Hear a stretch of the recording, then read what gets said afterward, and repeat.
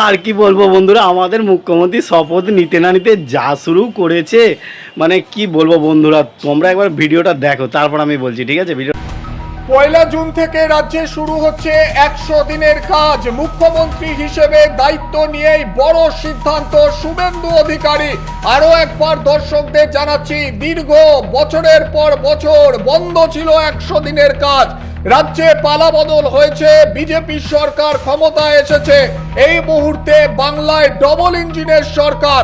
আর এবার বড় পদক্ষেপ, সাধারণ গরিব আমজনতার কথা মাথায় রেখে 1 জুন থেকে বাংলায় চালু হচ্ছে 100 দিনের কাজ। তবে এই 100 দিনের কাজে যাতে স্বচ্ছতা বজায় থাকে তার জন্য একাধিক নিয়ম যুক্ত করা হয়েছে। যেমন যারা এই 100 দিনের কাজ প্রকল্পে কাজ করছেন সেই সব শ্রমিকরাই যাতে পারিশ্রমিকের টাকা পান তা নিশ্চিত করতে আধার লিঙ্ক পেমেন্ট সিস্টেমের ব্যবস্থা করা হচ্ছে। অর্থাৎ পেমেন্ট পদ্ধতিতে আরো স্বচ্ছতা আনা হচ্ছে, লক্ষ্য যাতে প্রকৃত শ্রমিকরাই টাকা পান। এর পাশাপাশি জিও ট্যাগিং এর ব্যবস্থার উপরও জোর দেওয়া হচ্ছে। কি সেটা? কাজের জায়গার ছবি ও কর্মরত শ্রমিকদের ছবি সরাসরি ডিজিটাল পোর্টালে আপলোড করা হবে, যাতে কে কোন প্রকল্পে কাজ করছেন তা সরাসরি পোর্টালে নথিবদ্ধ থাকে।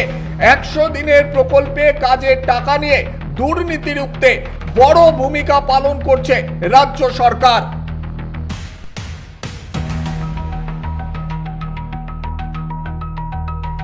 তো ভিডিওটা বন্ধুরা দেখলে, আমাদের মুখ্যমন্ত্রী শুভেন্দুদা একের পর এক আমাদের চমক দিচ্ছে।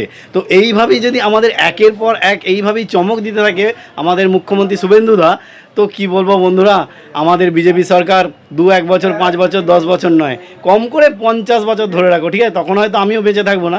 তো যাই হোক, বিজেপি সরকার জিন্দাবাদ, জয় শ্রীরাম।